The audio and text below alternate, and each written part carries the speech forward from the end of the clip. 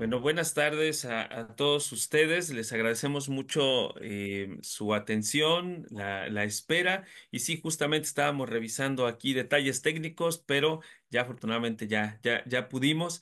Y les agradecemos mucho, por supuesto, su participación en este webinar Espiritualidad Conyugal, un desarrollo a partir de las escrituras y del magisterio. Y bueno, pues nos acompaña en esta tarde el doctor Carlos Lepe. Y va a estar con nosotros también el doctor Rodolfo, que es el coordinador del doctorado. Y en breve esperemos que esté con nosotros. Sin embargo, bueno, voy presentando también al doctor Carlos. Seguramente muchos de ustedes pues ya lo conocen, probablemente algunos habrán sido alumnos de él en algún momento. Pero bueno, siempre es importante conocer quién es nuestro expositor y estamos pues realmente con un experto en la materia.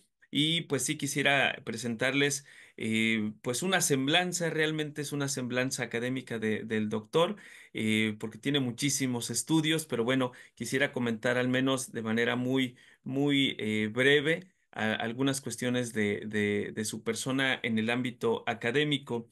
El doctor Carlos Lepe Pineda es licenciado en Filosofía por la UNAM, es maestro en Humanidades y doctor en Filosofía por la Universidad Anáhuac.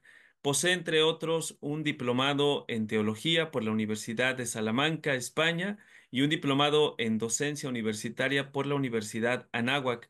Ha participado en publicaciones en torno a filosofía, diálogo interreligioso, valores, antropología y ética, y en el año 2018 publicó bajo el sello Nostra Ediciones el libro Para entender la ética.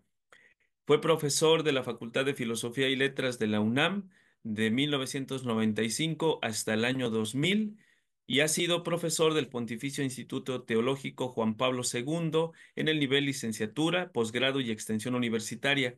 Ha sido colaborador de tiempo completo de la Universidad Anáhuac desde 1997 y en este periodo ha sido director de Humanidades, vicerrector académico y posteriormente director académico y de formación integral de la Red de Universidades Anáhuac.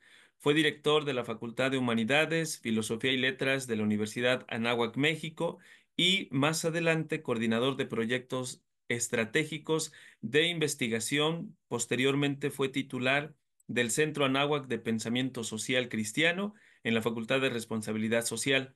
Actualmente es secretario técnico de la Junta de Dirección de la Red de Universidades Anáhuac y ha concluido el doctorado en filosofía en la misma universidad.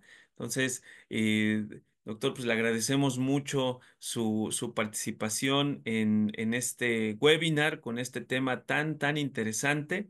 Y ya también nos acompaña aquí el doctor Rodolfo Castro. Le agradecería, doctor, aprovechando que está usted también entre nosotros, alguna palabra, para nuestra audiencia que nos está escuchando, por favor. Muchas gracias.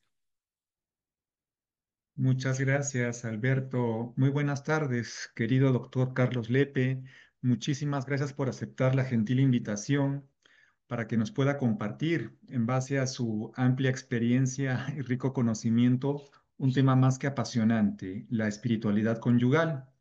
Gracias también a todas las personas que han aceptado la invitación para participar de este webinar.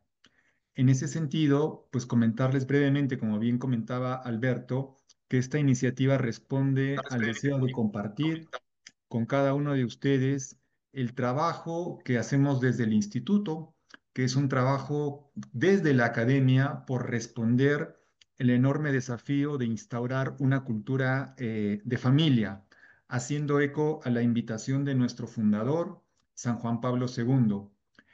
Con este evento también los queremos invitar a que sean parte de esta hermosa iniciativa de la segunda generación de nuestro programa doctoral en Ciencias para el Desarrollo Humano y Familiar. Es una iniciativa muy hermosa, un apasionante reto y después de la presentación del doctor Carlos Lepe, pues estaremos gustosos de poder darles mayor información. Bienvenidos todos, gracias por regalarnos este espacio y estamos para servirles. Gracias, Alberto. Muchas gracias, doctor Rodolfo. Y bueno, sin más, pues dejamos con ustedes la palabra aquí al doctor Carlos Lepe. Doctor, adelante, por favor, muchas gracias. Muchísimas gracias Alberto Serrano, al doctor Rodolfo Castro, muchísimas gracias de verdad a cada uno de ustedes por su presencia. Y bueno, vamos a aprovechar el tiempo que tenemos. La verdad es que este es un tema amplio, es un tema rico, es un tema complejo y es un tema pues que nos puede dar pues digamos, una visión de conjunto sobre el matrimonio que creo que puede ser muy valiosa. Bueno, pues vamos a empezar con nuestro tema de espiritualidad conyugal en el marco pues esta invitación al doctorado en Ciencias del Desarrollo Humano y Familiar. Y este tema se titula Espiritualidad conyugal, un desarrollo a partir de las escrituras y el magisterio. ¿Cuál va a ser el itinerario que vamos a seguir? Bueno, el itinerario que vamos a seguir es comenzamos por una perspectiva bíblica, me interesa primero subrayar una perspectiva bíblica, después hablar un poco sobre el magisterio de la iglesia y termino con una especie de síntesis acerca de la espiritualidad matrimonial, de la espiritualidad conyugal. Muy bien.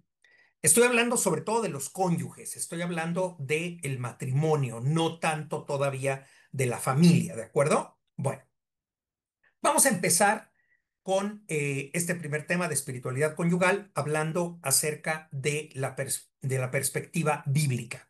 Y le voy a dedicar un minuto a un temita introductorio que me parece muy importante. Fíjense muy bien. Es el siguiente. Eh, La Biblia tiene 73 libros, tiene 46 libros en el Antiguo Testamento y 27 en el Nuevo Testamento. No voy a dar más datos en este momento, solo uno. En total, estos 73 libros tienen 1328 capítulos en total. La suma de todos los capítulos, Génesis tiene 50 capítulos, Isaías tiene 66 capítulos. Bueno, ¿cuántos capítulos en total tiene la Biblia? 1328. Y valdría la pena hacernos la pregunta, ¿es necesaria tanta información? ¿Por qué la Biblia tiene tantísima información? Bueno, lo podemos platicar. Oigan, paréntesis muy rápido. Tienen ustedes disponible el chat, donde por cierto ya empezaron a escribir hace un ratito, pero también tienen una zona de preguntas y respuestas. Entonces, siéntanse en toda la libertad de ir haciendo las preguntas que ustedes gusten a lo largo de este webinar. Y al concluir la exposición que estoy haciendo, será un gusto retomar sus preguntas, sus cuestionamientos, sus dudas, sus comentarios y les vamos a dar lectura y vamos a platicar al respecto. ¿De acuerdo? Muy bien.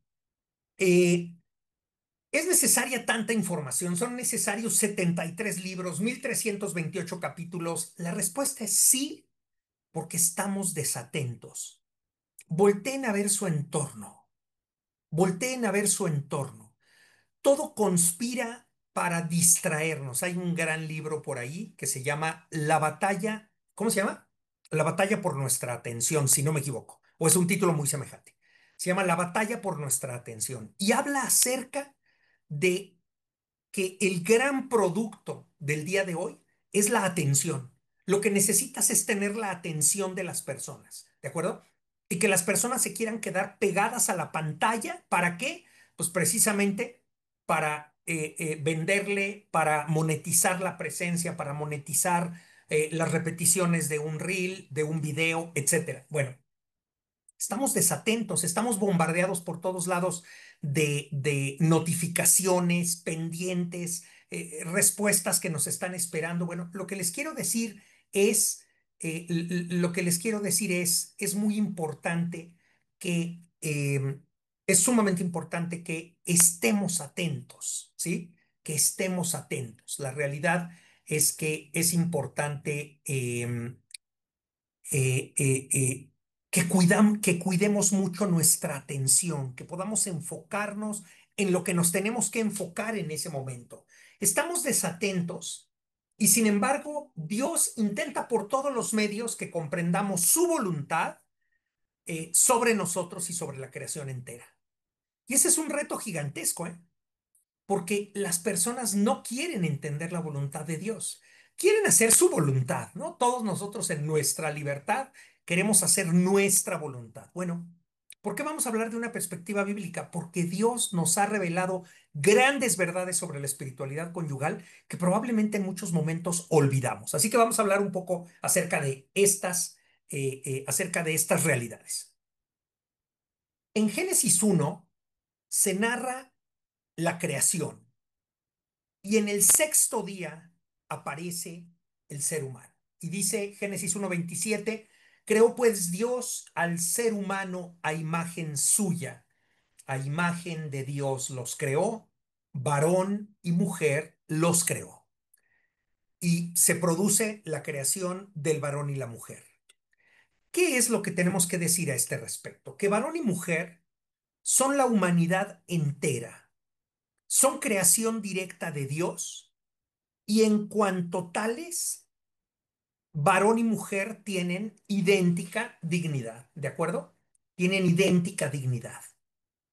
No es que primero haya creado al varón y después haya creado a la mujer, ni tampoco que haya creado primero a la mujer y luego al varón, no.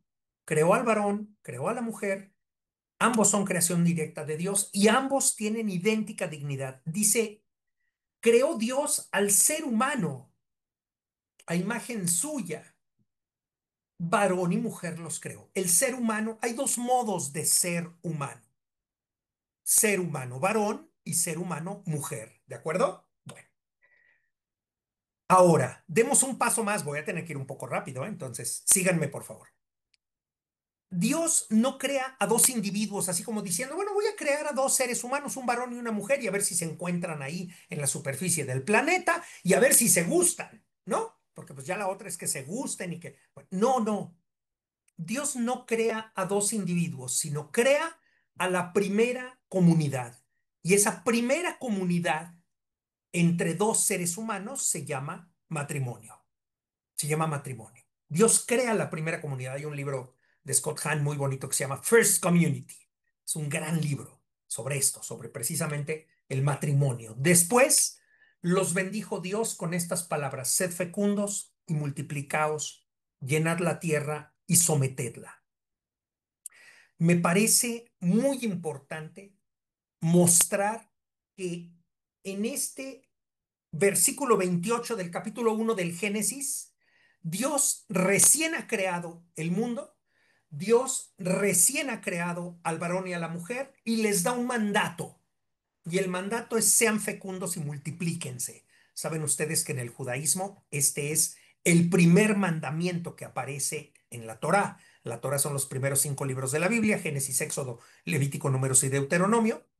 Y el primer mandamiento es crecer y multiplicarse. El primer mandamiento es tener hijos. Es lo primero que le pide Dios al ser humano. Bueno, todavía no hemos llegado al pecado. El pecado aparece en el capítulo 3.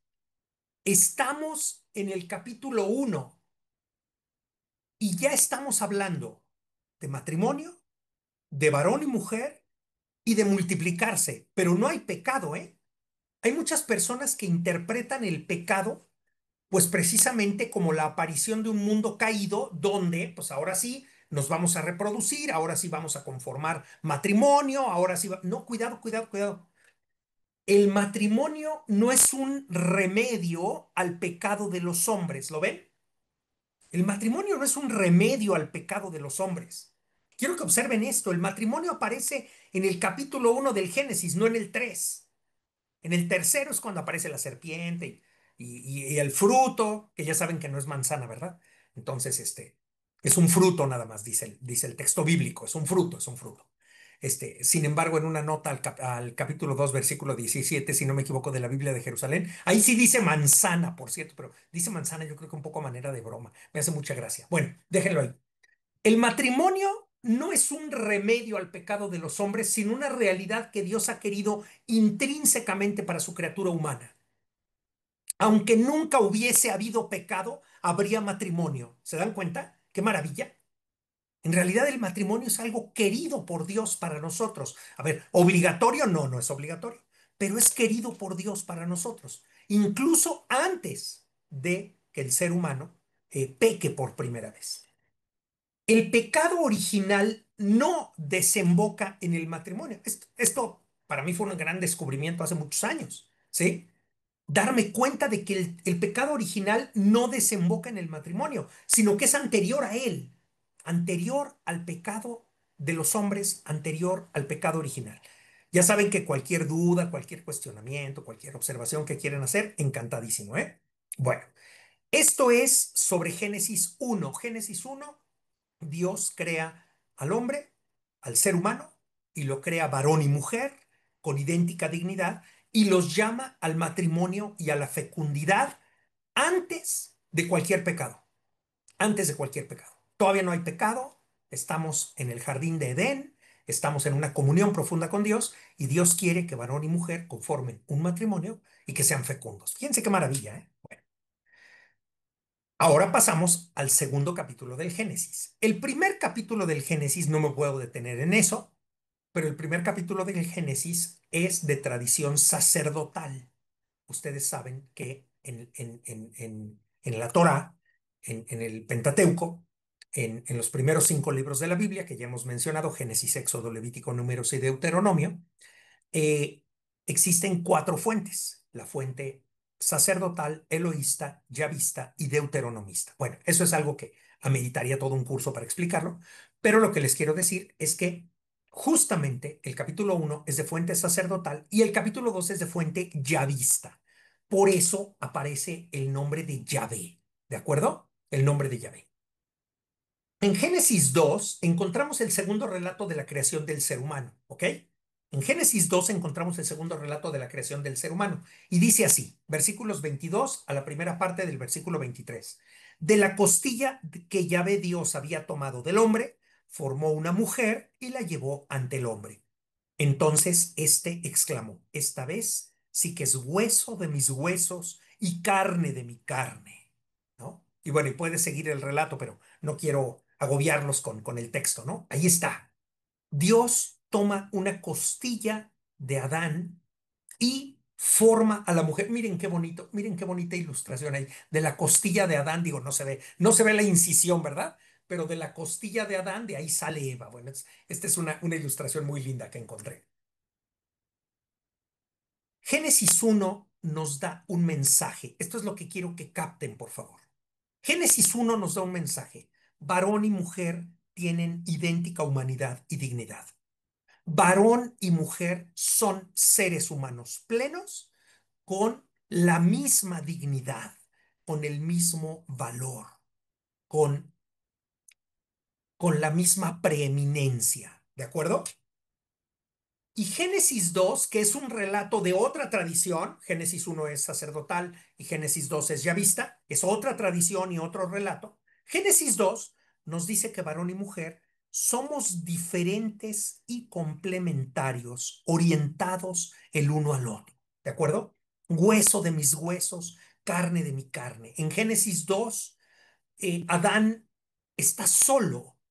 Es como si ustedes estuvieran con los 18 perros que tienen en su casa. No, no es cierto. No creo que tengan 18 perros. Pero aunque tuvieran 18 perros en su casa, si te llama alguien por teléfono y te dice, oye, te quiero decir una cosa, estás solo y tú tienes ahí en tu habitación 18 perros. Yo no sé qué harías con 18 perros, pero bueno, ahí estás con 18 perros. Y le dices, claro que estoy solo, sí estoy solo, ¿no? No le dices, bueno, están mis perros. O sea, no dices eso. Dices, estoy solo. Eso le pasó a Adán. Adán, rodeado de toda la naturaleza y todos los seres de la naturaleza, está solo y no tiene una ayuda adecuada, no tiene una ayuda adecuada, porque la ayuda adecuada es aquel que puede mirar a los ojos al otro y que puede responder e interpelar, ¿no? Oigan, déjenme hacer rápidamente un comentario así muy rápido.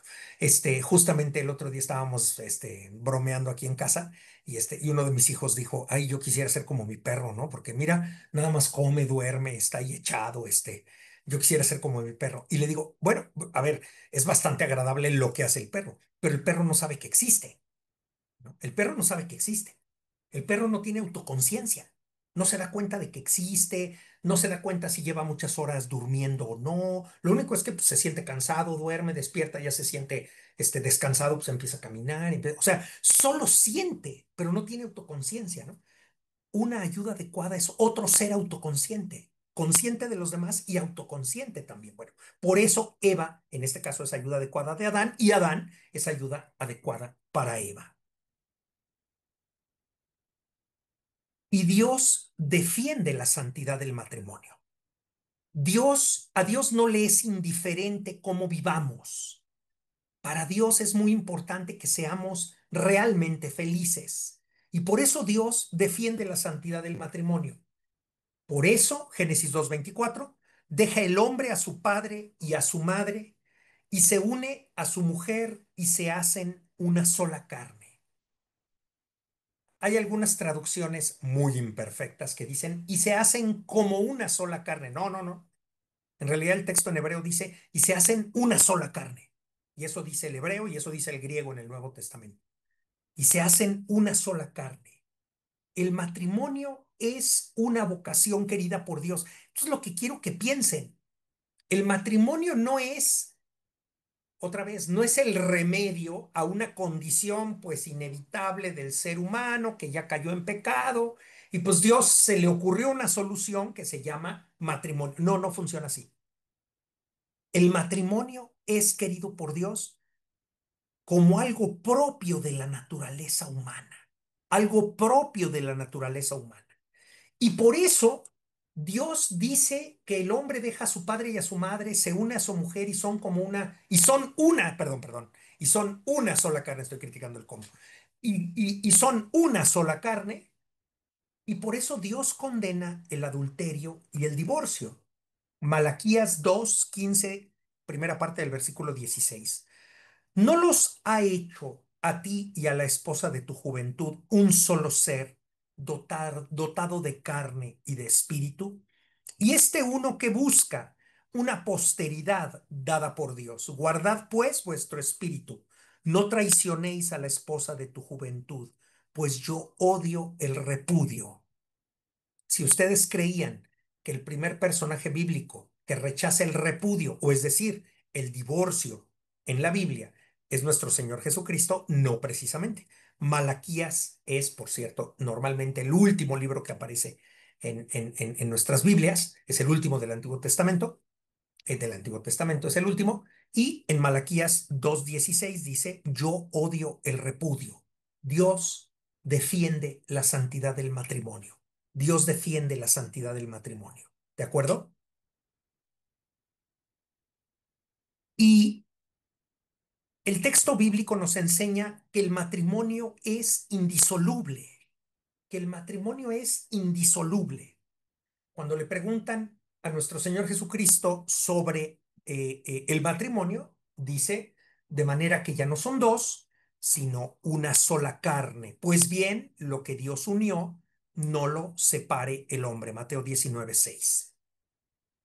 Pero todos ustedes, ya lo acabamos de mencionar, todos ustedes traerán en la cabeza, pues que en el Antiguo Testamento e incluso hoy día en la tradición judía, el divorcio es perfectamente posible, ¿no? Hay un mecanismo para que un matrimonio se separe, y eso es algo que le preguntaron a nuestro Señor Jesucristo, y le preguntaron, oye, pero ¿qué pasó? Es que Moisés permite el repudio, Moisés permite el divorcio, y si Moisés permite el divorcio, pues viene de Dios, ¿no?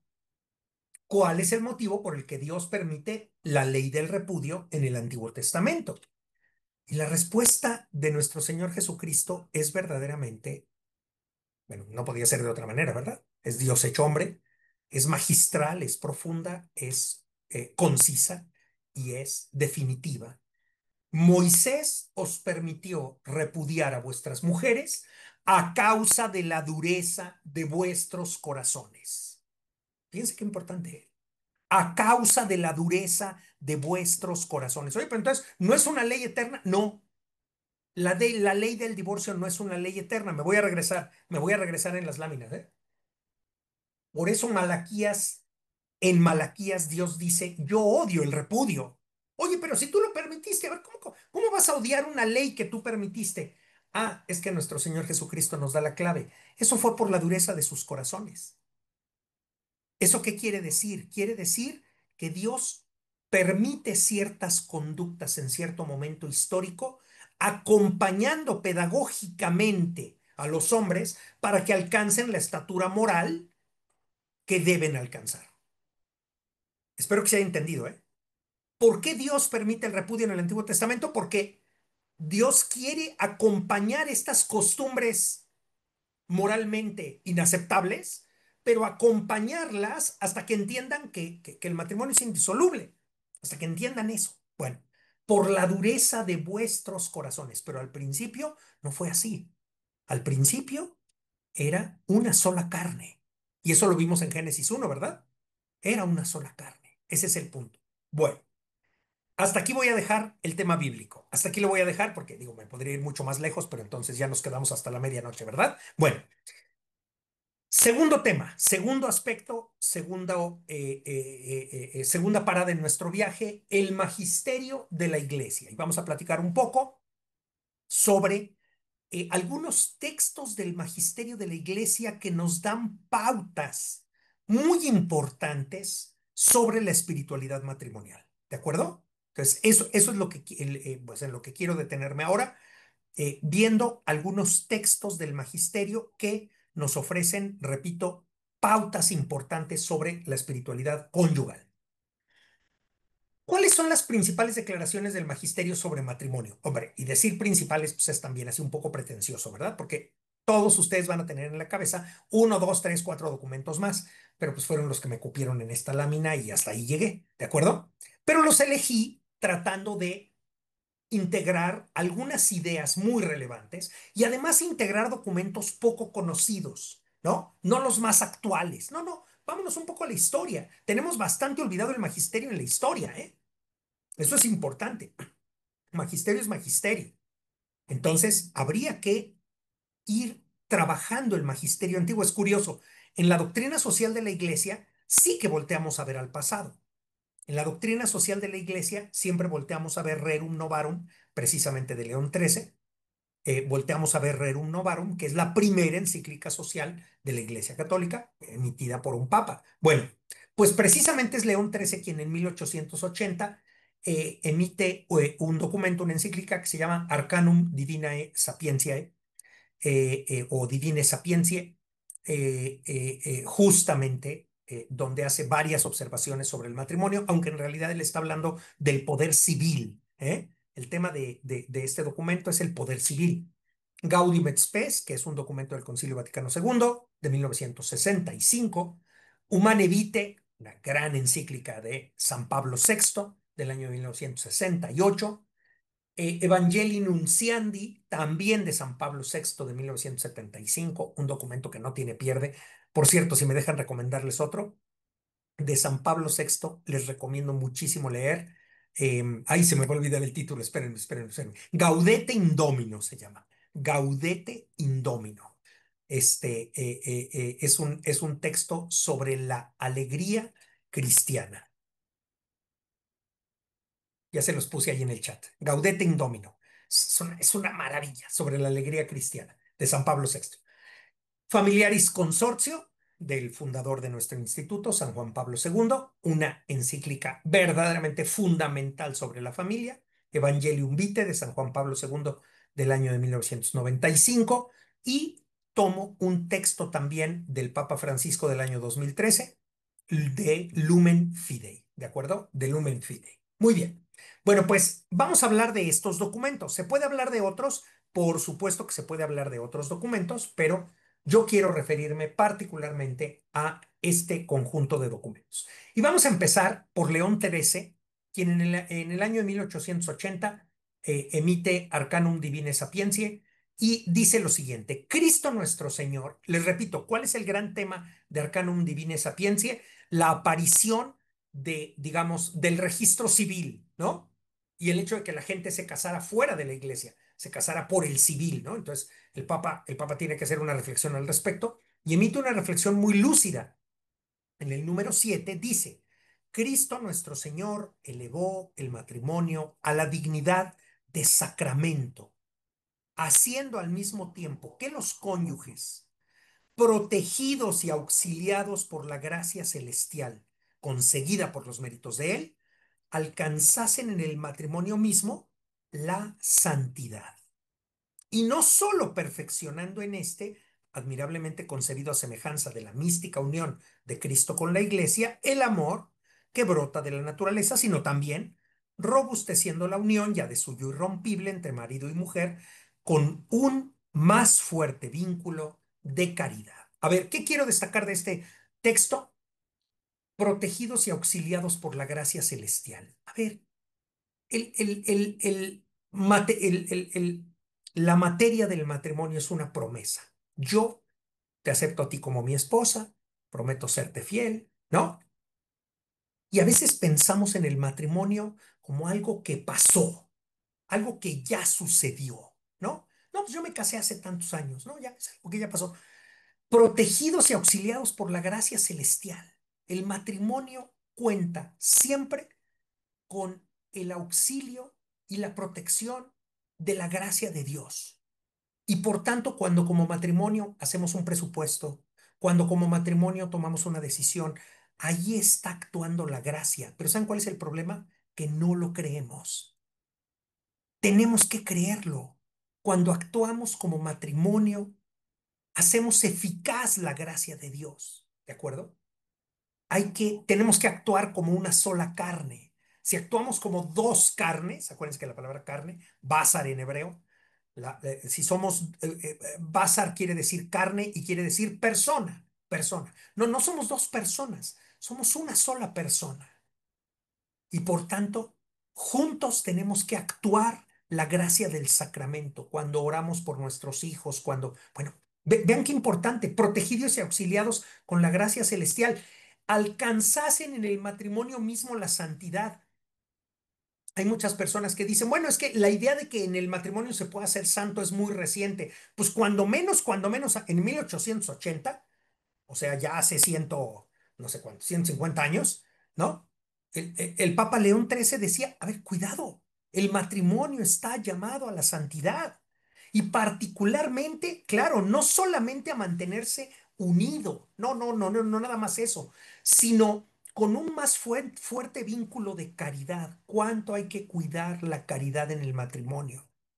¿Cuánto tenemos que cuidar el hecho de, insisto, mantener la caridad en el matrimonio? Bueno, todo esto nos daría para mucho tiempo, pero vamos a continuar, vamos a continuar. Gaudium et Spes. Y vamos a ir leyendo un fragmento. Estamos leyendo el número 49 de Gaudium et Spes del Concilio Vaticano II, precisamente del año en que concluye el Concilio Vaticano II, 1965. Y Gaudium et Spes dice esto sobre el matrimonio y sobre los cónyuges y la espiritualidad conyugal. El Señor se ha dignado sanar este amor, perfeccionarlo, claro, se ha dignado sanar este amor que quedó dañado por el pecado original. Pero cuidado, el matrimonio es una voluntad anterior de Dios, ¿se acuerdan? Es que eso me parece fundamental, ¿eh? Bueno, el Señor se ha dignado sanar este amor, perfeccionarlo y elevarlo con el don especial de la gracia y la caridad. Un tal amor, asociando a la vez lo humano y lo divino, lleva a los esposos a un don libre y mutuo de sí mismos.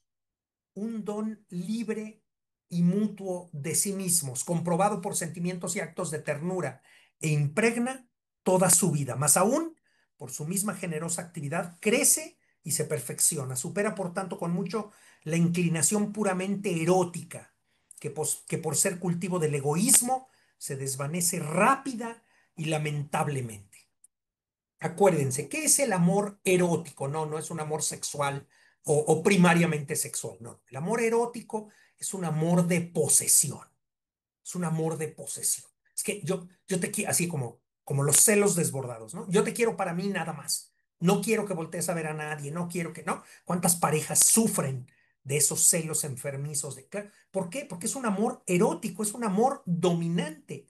Es un amor que quiere poseer, como se posee, ahora sí que si me dejan decirlo, pues como se posee a una computadora o como se posee un perro, ¿no?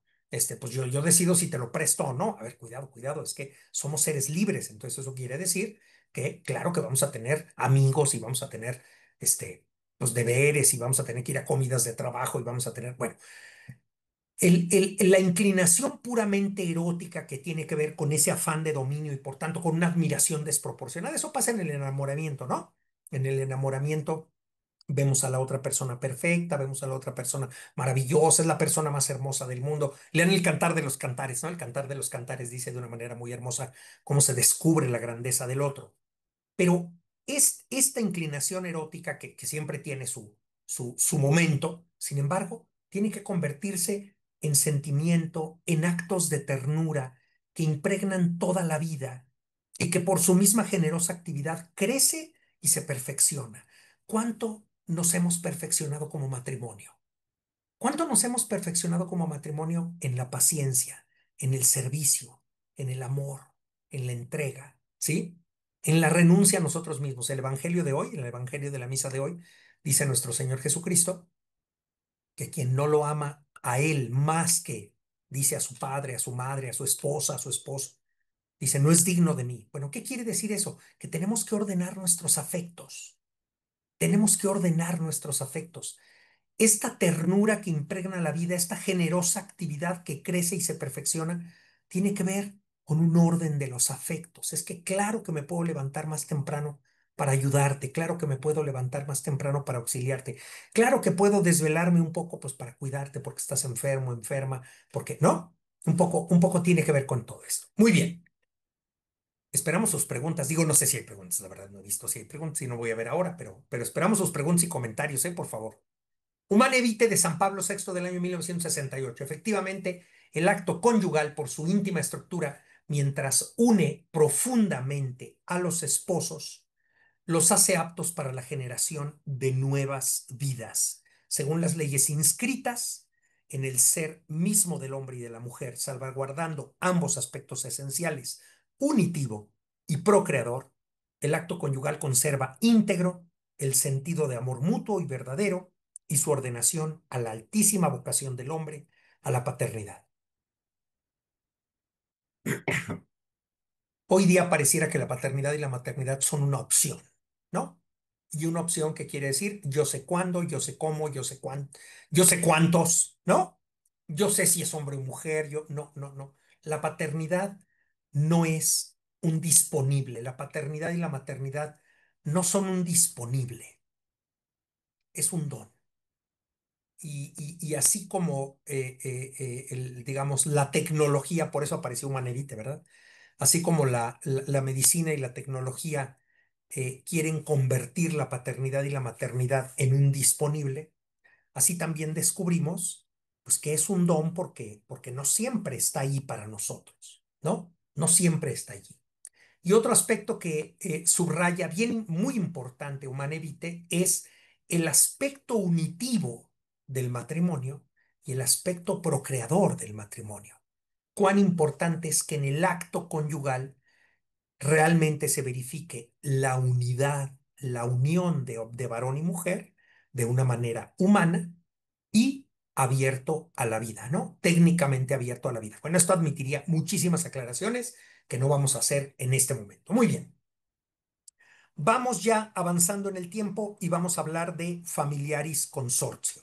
Vamos a hablar de Familiaris Consortio de San Juan Pablo II del año 1981. El amor conyugal, dice en el número 13 de Familiaris Consortio, el amor conyugal alcanza de este modo la plenitud a la que está ordenado interiormente la caridad conyugal, que es el modo propio y específico con que los esposos participan y están llamados a vivir la misma caridad de Cristo que se dona sobre la cruz.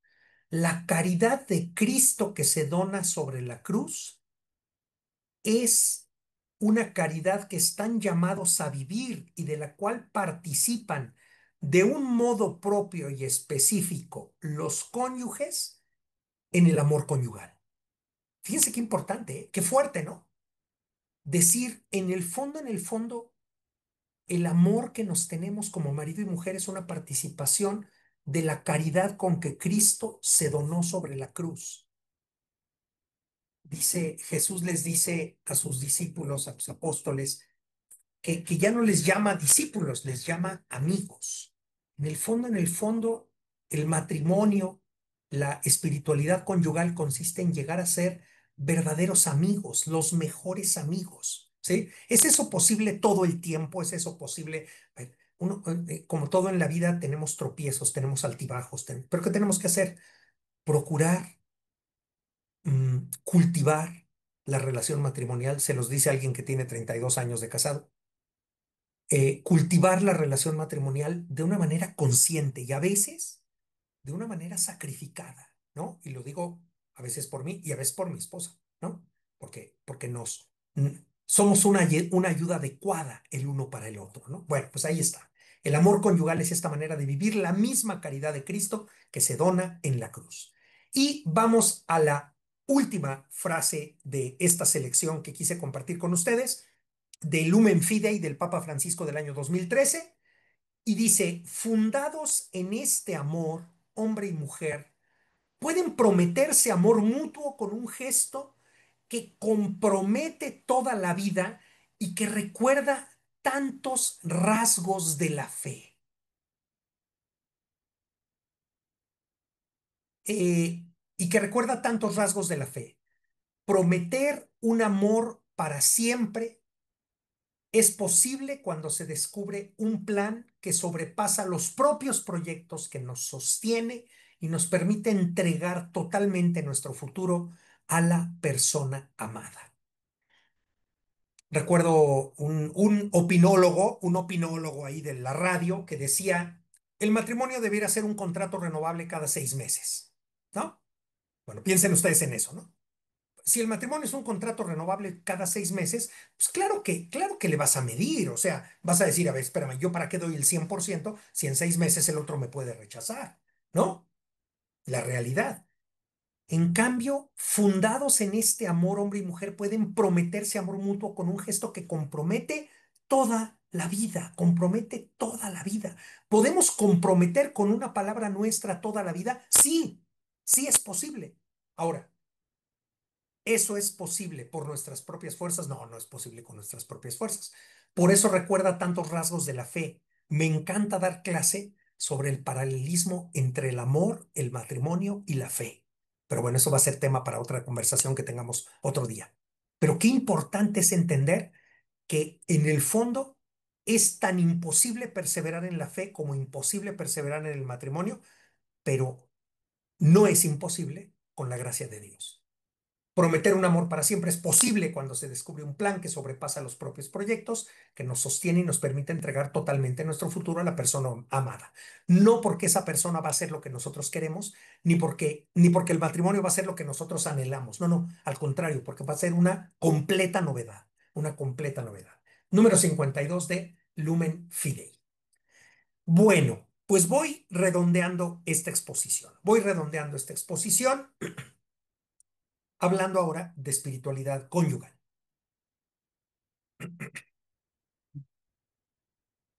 Creo que en el índice puse espiritualidad matrimonial, pero bueno, total. En realidad el tema es espiritualidad conyugal. Y lo primero que quiero decir es que el matrimonio es comunión de amor que refleja a Dios. Y esta es la primera conciencia que debemos de tener como matrimonio. Y es la primera conciencia que debemos formar en los demás y el primer testimonio que debemos dar.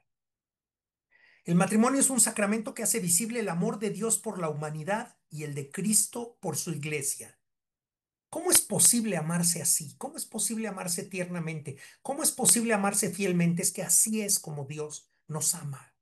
Es que así es como Dios nos ama. Es un pálido reflejo del amor que Dios nos tiene y del amor de Cristo por su iglesia.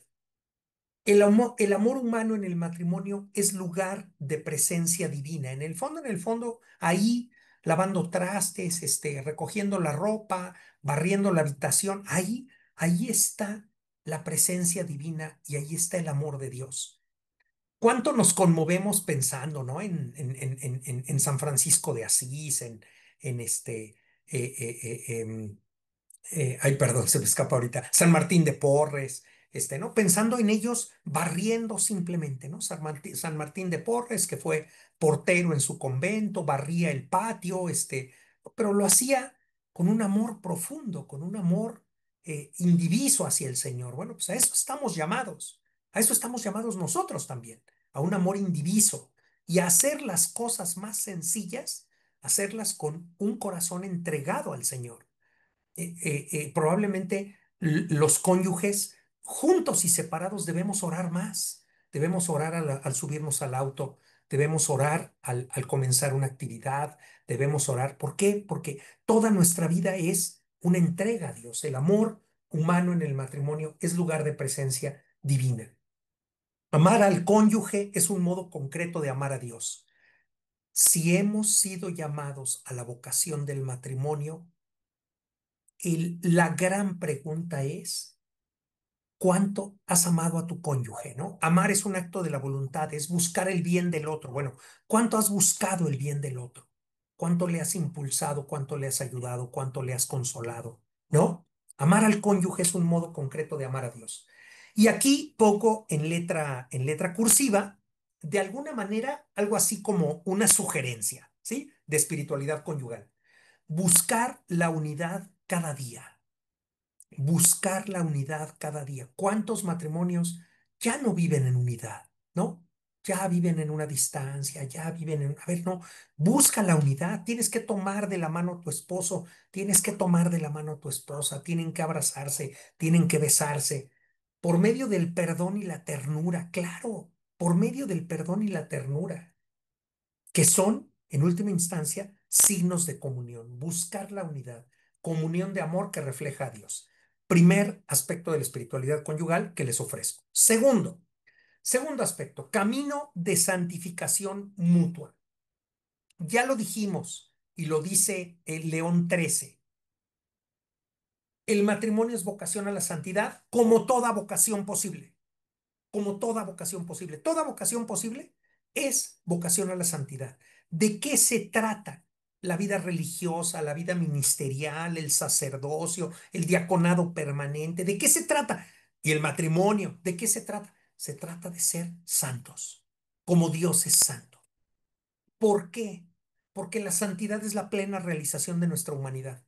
Ser santo no es pasar la verificación, así como el coche, ¿no? No, pues si mi coche está muy bien, pero no pasa la verificación, entonces le tengo que arreglar tres cosas. No, no, no, no. La santidad no es pasar la verificación. La santidad es nuestra plenitud. Y cuanta mayor tristeza, soledad, decepción hay en nuestra vida, es porque todo eso nos falta para llegar a la santidad. Porque el santo es un ser entusiasta, el santo es un ser generoso, el santo es un ser que transforma su entorno. Y todos estamos llamados a ser santos. Todos, todos. No hay más. León Bloy decía, no hay otra tristeza en la vida que no ser santo. Los esposos son mediadores de la gracia uno para el otro y para la familia. ¿Se acuerdan de la gracia en el matrimonio y de cómo la gracia? Bueno, los esposos son mediadores de la gracia el uno para el otro. ¿Por quién tienes que pedir particularmente todos los días? Por tu esposa, por tu esposo. Tienes que pedir muchísimo, ¿no? Somos mediadores de la gracia, verdaderamente lo somos. Y claro, también hay que pedir por nuestros hijos y tal, si Dios nos los ha concedido, ¿verdad? Por tanto, ¿qué es lo que les sugiero como, digamos, un modo de espiritualidad conyugal muy particular? Orar juntos, acompañarse en la fe. Uno puede tener una fe más madura, otro puede tener una fe un poco más apagada. A ver, no se preocupen, eso no es importante, pero acompañarse en la fe, ayudarse a vivir las virtudes cristianas en su situación concreta, ¿sí? Viviendo en una situación concreta, decir, ¿sabes qué? A ver, vamos a ser un poco más pacientes, no nos tenemos que desesperar, vamos a confiar, vamos a... Qué bonito edificarnos, ¿no? Sin criticarnos, cuidado, ¿eh? Sin criticarnos. Ahí sí que me regreso al punto primero, ¿no? La unidad. Primero, conserven la unidad y luego acompañarse en la fe y ayudarse a vivir las virtudes cristianas en su situación concreta. Tercero, apertura a la vida y colaboración en la obra creadora de Dios. Recuérdenlo, lo decía San Pablo VI. Hay una doble finalidad en el matrimonio, la unión y la procreación. Verdaderamente el matrimonio está hecho para que varón y mujer se unan y, si Dios lo concede, procreen. Dar vida, se los decía hace rato, ¿no? No es una decisión, es un don. Claro, uno tiene que tomar la decisión, ¿no? Bueno, vamos a ser papás. Sí, muy bien. Después espérense a que Dios quiera, ¿no? A que Dios lo conceda. Y una vez que nos lo ha concedido, tenemos un enorme privilegio, el privilegio de guiar a los hijos en el bien, la virtud y la fe. Y esa es una altísima vocación, dar testimonio de cómo se debe vivir. Por supuesto, nuestros hijos no nos van a no nos van a reconocer de inmediato que somos ejemplo de nada, pero no se preocupen, ellos volverán a los valores que les enseñamos. Por eso los invito a la responsabilidad, al discernimiento y también a la generosidad en la paternidad y la maternidad, guiados por la oración y el amor. Saben ustedes, perdón, no quiero hablar de estos temas, pero pues ya se me vino a la cabeza. ¿Saben ustedes por qué Europa va a acabar siendo dentro de 50 años un territorio predominantemente musulmán? Porque a los europeos les faltó esto, generosidad, generosidad. ¿Qué fue lo que pasó entre los europeos? Pues que dejaron de creer en el futuro, dejaron de creer en los hijos, dejaron de tener hijos y hoy día están abandonando completamente el matrimonio, ¿no? Observen un poco las estadísticas europeas. Bueno, ahí lo dejo. Presencia de Cristo en la vida cotidiana. Dos ideas más que les comparto, esta y otra lámina. Presencia de Cristo en la vida cotidiana. El matrimonio no es un sacramento que fue, es un matrimonio, es un sacramento que es, ¿de acuerdo? El matrimonio es un sacramento que es hoy, y su gracia es eficaz. Cristo y su gracia está presente en el sacramento del matrimonio. Él está presente en cada matrimonio. Lo que pasa es que pensamos que el matrimonio pues es quién sabe qué cosa y lo malentendemos, ¿no? Toda la vida familiar puede ser ofrecida como oración. ¿Se acuerdan lo que les dije hace ratito? Necesitamos orar más, necesitamos confiar más, necesitamos ofrecer más. Es muy importante, ¿no? En ese sentido, de veras, la vida de clausura es tan ejemplar para las familias. ¿Por qué? Pues porque las monjas de clausura y los monjes de clausura viven como una familia, pero una familia totalmente orientada a Dios. Bueno, pues en el fondo, por eso dice San Juan Pablo II que la familia es iglesia doméstica.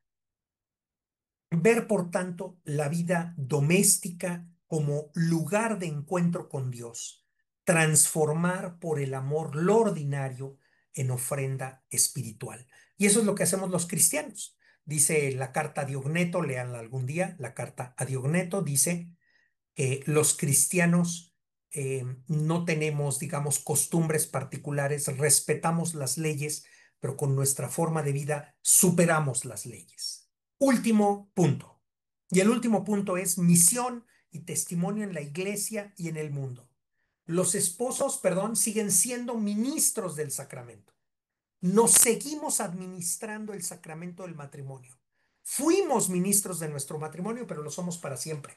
Los esposos somos testigos del amor de Cristo en el mundo, varón y mujer, marido y mujer, esposo y esposa, somos testigos del amor de Cristo en el mundo. En el hogar se evangeliza con el testimonio de amor fiel, servicio y esperanza. Y termino con la última sugerencia, que es participar en la comunidad parroquial. Particularmente en México, tenemos parroquias muy débiles, con muy poca participación. Los católicos mexicanos solemos ser poco participativos en la vida parroquial. Hay que incorporarnos mucho más y participar pues en la comunidad parroquial, en la caridad a los necesitados y vivir el amor en la familia. Lo primero es lo que puse aquí al final, ¿eh? Vivir el amor en la familia. No se preocupen por la parroquia, no se preocupen demasiado por la caridad, si viven con mucha intensidad el amor en la familia y después hagan obras de caridad y también participen en la vida parroquial.